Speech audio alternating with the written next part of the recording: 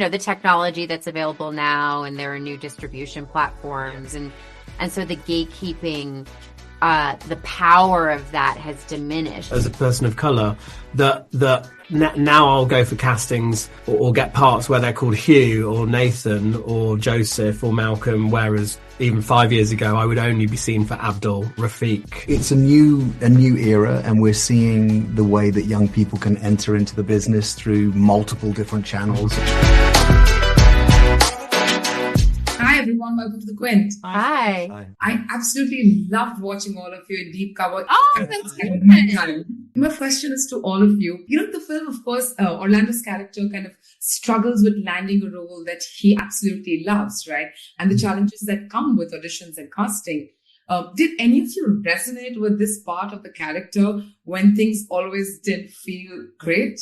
I think every actor resonates with that. On that's what makes it funny. I think in life resonate with that. I would imagine, when you don't get what you want and you want what you can't have, and it's that quest. I mean, with acting, it's uniquely personal, because when you get rejected, it's not just like, oh, I lost the job this time, maybe I'll get another job. It's like, well, why did you reject me? How was I not good enough? Like, how did I not deliver?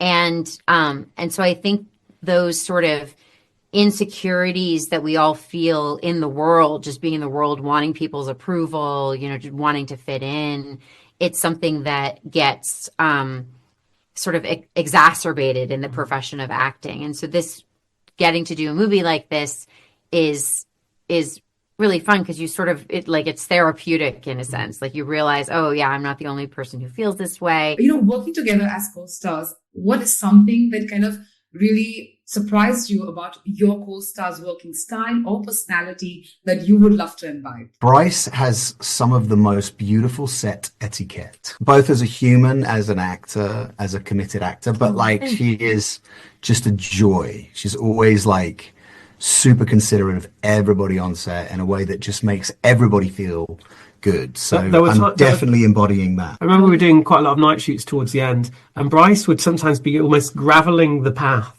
They thought it was a bit too slippy for crew and cast, and it was fine. It was absolutely fine. It was safety first. Safety first. For me, something that dawned on me only after we all started working together is we're all at kind of similar stages of life. We're like adults. We're adults. We're the youngest of the old and the oldest of the young. A lot of kinship and kind of natural sort of agreement and chemistry and camaraderie, selflessness, really wanting to support everyone, getting to watch both of these guys essentially riff and get into a flow, and it's killing. It's just wonderful. But the space that they take up doesn't override anyone else's space. It's all very, very, very inclusive. Sounds like a great set to be on. Nick, would you like to add? Well, I was just going to say that, getting to work with proper certified Hollywood movie stars, for me was just such a joy. And to be able to lean on them in terms of support and just sort of seeing how they work and their technical expertise. I sometimes felt like I was sleepwalking into the set, really not quite knowing what to do, and they're just they're just top of their game, and so that was just a real treat to see. Says the man with a wicked sense of humor. And how would you do this line, Nick? It's square clear genre. Bryce, you've always spoken so much about pushing for better working condition and representation. Is there a shift that you're seeing in the industry? Yeah, I think the shift personally that I've seen has been a lot more awareness, for people. They don't know what they don't know. And I think not knowing is, or kind of intentional ignorance, just being like, oh, it's not my area of expertise, and therefore I'm not going to look at this thing over here.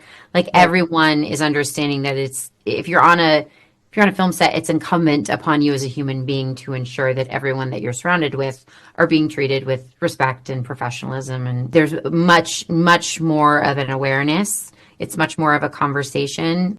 Because of course, over the years, we've seen like so many things have happened in the industry, which has prompted a shift for the better. What's the one thing that all of you as actors have all welcomed that shift? And what's the one change that you're probably still not certain of? One thing I would say, not to bang one's drum too much about this, but as a person of colour, that now I'll go for castings or get parts where they're called Hugh or Nathan or Joseph or Malcolm, whereas even 5 years ago I would only be seen for Abdul, Rafiq, and I think that there is, don't get me wrong, authentic storytelling is really important, and if you're wanting to kind of honour casting with a certain cultural identity, that is really important, but actually it's equally important to not feel that you're being blinkered when you're kind of casting and not, counting people of colour in that instance, but you could apply that to any underrepresented group, really. But that is a shift, a positive one. Not saying that it's fixed, and actually off-screen representation is a bigger problem than on-screen representation. But that's something that you can see a change in that. It's a new era, and we're seeing the way that young people can enter into the business through multiple different channels, and it feels like it's opening as opposed to being more closed. It's like it felt like the industry was there was a certain path that you needed to do and take, but now young people are like writing and directing and the democratization of storytelling. Because that's the way to put it. No, but and she's just off a flight. No. The technology that's available now, and there are new distribution platforms, and so the gatekeeping, the power of that has diminished in a way that is more accessible for you. Yeah, and kind of indicative of progress. I would love to chat some more, but I know I'm out of time. But thank you so much. Thanks, buddy. Thank you. Thank you so much. Bye-bye.